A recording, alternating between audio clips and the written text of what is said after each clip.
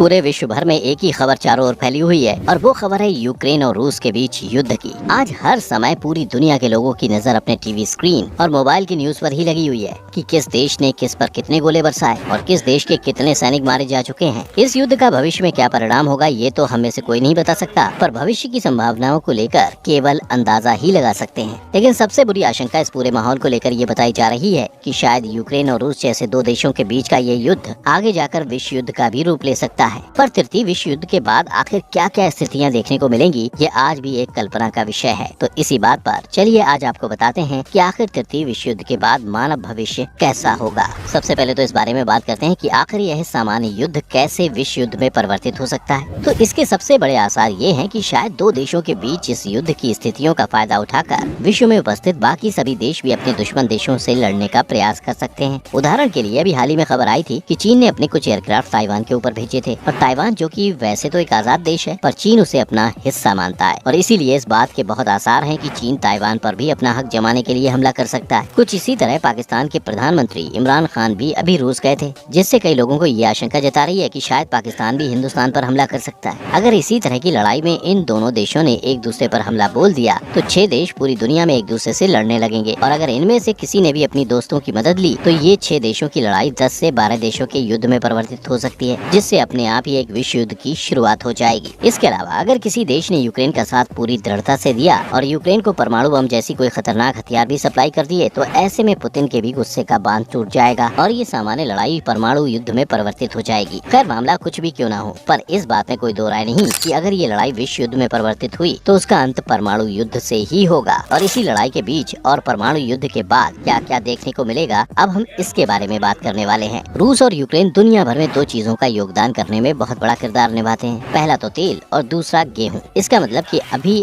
आगे आने वाले कुछ ही समय में ये दोनों ही चीजें काफी महंगी होने वाली हैं और अगर गेहूं महंगा हो गया तो आटा महंगा होगा ही, जिससे भारत में काफी समस्याएं उत्पन्न हो सकती हैं। इसी तरह कच्चे तेल के महंगे होने की वजह से पेट्रोल, डीजल जैसे एनर्जी रिसोर्सेज और एक्सपेंसिव हो जाएंगे, जिसके बाद आदमियों का गाड़ियों से चलना भी दुश्वार हो जाएगा। एक रिपोर्ट ये बताती है कि अगर दोनों देशों के बीच चल रहा ये युद्ध 3 महीने और चल गया तो इससे भारत में पेट्रोल डीजल के दाम 150 से 200 रुपए तक भी पहुंच सकते हैं, जो भारतीय इतिहास के सभी आंकड़ों को पार कर देगा। इतना ही नहीं, विश्व युद्ध के कारण पूरी दुनिया भर में इतना भयावह आर्थिक संकट आ जाएगा कि हम और आप जैसे मिडिल क्लास परिवार भी शायद रोटी को तरस जाएं, क्योंकि ऐसा ही कुछ मंजर हमें पहले और द्वितीय विश्व युद्ध के दौरान भी देखने को मिला था, जहां एक से बढ़कर एक रईस लोगों की भी आय का जरिया साल भर में तबाह हो गया था। भारत तो वैसे अभी कोरोना की मार से रिकवर हो रहा है, जिसके बाद धीरे धीरे इंडियन करेंसी का प्राइस उठ ही रहा था कि तभी ये स्थिति वापस से उत्पन्न हो गई। अगर भारत की करेंसी वैल्यू इससे ज्यादा नीचे गिरी तो यकीन मानिए हमें सिर्फ भारत में उग रहे अनाज और भारत में बन रही चीजों के भरोसे ही बैठना पड़ेगा, क्योंकि किसी भी चीज को इम्पोर्ट कराने का खर्चा इतना बढ़ जाएगा कि जो चीज इम्पोर्ट होकर आज हमें 200 रुपए में मिल रही है, विश्व युद्ध के दौरान भारतीय करेंसी की वैल्यू गिरने के बाद उसी वस्तु की कीमत 500 रुपए तक पहुंच जाएगी और हमारे और आप जैसे लोगों के लिए 500 रुपए भी महीने के खर्च में बहुत ज्यादा महत्वपूर्ण होते हैं। कुछ ऐसे ही हालात बस से बदतर होते चले जाएंगे, गरीबी और भुखमरी अपने चरम पर पहुंच जाएगी और अगर विश्व युद्ध 2 से 3 साल चल गया तो बड़े से बड़े बिजनेस भी कस्टमर की कमी की वजह से ठप पड़ जाएंगे। अगर इतने सालों तक युद्ध लड़ने के बावजूद इसका हल शांतिपूर्ण निकला और किसी भी तरह का भयानक कदम नहीं उठाया गया, तब तो जाकर जैसे तैसे मानव जाति सर्वाइव कर जाएगी। लेकिन अगर गलती से भी किसी ने किसी भी देश के ऊपर परमाणु बम दाग दिया तो ये सिलसिला तब तक नहीं रुकेगा जब तक मानव जाति का सर्वनाश न हो जाए। चलिए इमेजिन कर ही लेते हैं, मान लीजिए अगर रूस ने गुस्से में आकर अमेरिका के ऊपर परमाणु बम दाग दिया, जो कि इस पूरे विश्व युद्ध में रूस के खिलाफ सबसे बड़ी अड़चन होगी, तो पूरी तरह से तबाह होने से पहले अमेरिका भी पुतिन के रूस और रूस के कई मैत्री देशों पर परमाणु बम गिरा देगा। इस वक्त तो इस युद्ध में रशिया का सबसे प्रबल मित्र चीन ही दिखाई दे रहा है और अगर चीन पर परमाणु बम गिरा तो इस बात का फायदा उठाकर ये साइकिल वापस से शुरू हो जाएगी, जिसके बाद भारत, पाकिस्तान, ईरान, यूरोप के कई देश, जापान और ऐसे सभी देशों पर परमाणु बम की बौछार हो जाएगी और इस समय विश्व में 15,000 परमाणु बम मौजूद हैं। तो जरा सोच कर देखिए कि अगर इन 15,000 परमाणु बमों में से 1/3 भी फोड़ दिए गए तो उससे संसार में किस स्तर की तबाही मचेगी। परमाणु युद्ध के बाद दुनिया के लगभग हर कोने में इतनी रेडिएशन फैल जाएगी कि व्यक्ति घर पर ही बीमार होने लगेगा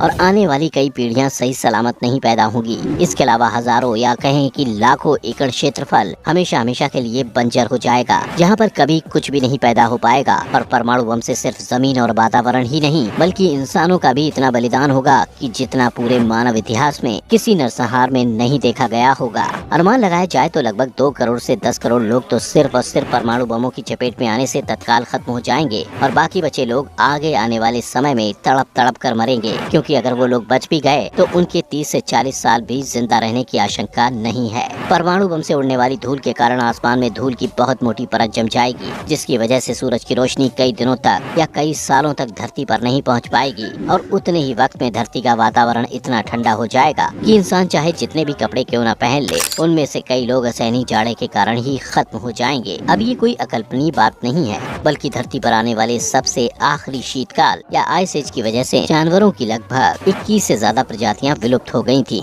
सोचिए, जब 21 प्रजातियां एक आइस एज से विलुप्त हो सकती हैं, तो यहाँ तो सिर्फ एक प्रजाति है, वो भी पहले से ही रेडिएशन और काफी सारे प्रभावों से दुर्घटनाग्रस्त। तो ऐसी परिस्थिति में हम इंसानों की आबादी की आखिर मौत नहीं होगी तो क्या होगा? दुनिया भर के देश धीरे धीरे सरवाइव करने की कोशिश करेंगे, लेकिन तब तक इतना नुकसान हो चुका होगा कि उसकी भरपाई करने के लिए हम इंसानों के पास समय ही नहीं बचेगा। रेडिएशन इस कदर फैली होगी कि अगर अगले 10 सालों में इंसानों की कोई अगली पीढ़ी पैदा हुई भी तो रेडिएशन के असर में आने से 4 से 5 साल से ज्यादा वो जिंदा नहीं रह पाएगी, और अगर किसी चमत्कार के चलते वो जिंदा बच भी गई तो कभी भी किसी सामान्य इंसान जैसी नहीं बन पाएगी और हमारी सभ्यता हमेशा हमेशा के लिए अधूरी रह जाएगी। 10 से 20 साल यूं ही बीत जाएंगे और धीरे धीरे इंसान भुखमरी की चपेट में आता जाएगा। लगभग 25 साल बाद धरती का सारा अन्न खत्म हो जाएगा और उगाने के लिए कोई जमीन नहीं बचेगी, और 30 साल बाद अल्टीमेटली पूरी दुनिया में मौजूद हर इंसान विषम परिस्थितियों के चलते खत्म हो जाएगा और हमारी हजारों साल पुरानी सभ्यता की धरोहर का अंत इसी के साथ हमेशा हमेशा के लिए इतिहास बन जाएगा। शायद लाखों सालों बाद इसी धरती पर जीवन वापस से पनपे, लेकिन हमारा अस्तित्व कभी वापस से नहीं आ पाएगा और यही हमारे अंत की दस्तक होगी। सोचिए, 2 देशों के बीच का मसला और 2 राजनैतिकों के बीच का ईगो कितना बड़ा हो सकता है कि उसकी भरपाई पूरी मानव जाति को करनी पड़ेगी, और उसके बाद भी अंत में जीत ना तो रूस की होगी और ना ही यूक्रेन की, बल्कि 2 देशों या कहें कि 2 गुटों के बीच इस जंग में अगर किसी चीज की विजय होगी तो वो नफरत जीतेगी। महान वैज्ञानिक अल्बर्ट आइंस्टाइन कह गए थे कि उन्हें नहीं पता कि तृतीय विश्व युद्ध किस तरह के हथियारों से लड़ा जाएगा, लेकिन अगर तृतीय विश्व युद्ध कभी भी भविष्य में लड़ा गया तो चौथा विश्व युद्ध लकड़ियों और पत्थरों से ही लड़ा जाएगा। जिसका मतलब कि उन्हें भी इस बात का एहसास था कि अगर कभी भी विश्व युद्ध की स्थिति दोबारा से उत्पन्न हुई तो पूरी मानव जाति इस कदर तबाह हो जाएगी कि उनके पास विकास के नाम पर कुछ भी नहीं बचेगा और इंसान वापस से वहीं पर आ जाएगा जहां से उन्होंने लाखों साल पहले शुरू किया था, और फिर से हम मनुष्य भविष्य में होते हुए भी आगे जाकर आदि मानव का रूप ले लेंगे। हम तो यही चाहते हैं कि ये युद्ध जल्द से जल्द समाप्त हो जाए ताकि पूरा विश्व वापस से चैन की सांस ले सके, क्योंकि हमारा तो यही मानना है कि दुनिया में ऐसा कोई मसला नहीं जिसे शांति से बैठकर आपस में सुलझाया न जा सके। वैसे इस युद्ध को लेकर आपके क्या विचार हैं, हमें नीचे कमेंट करके जरूर बताइएगा।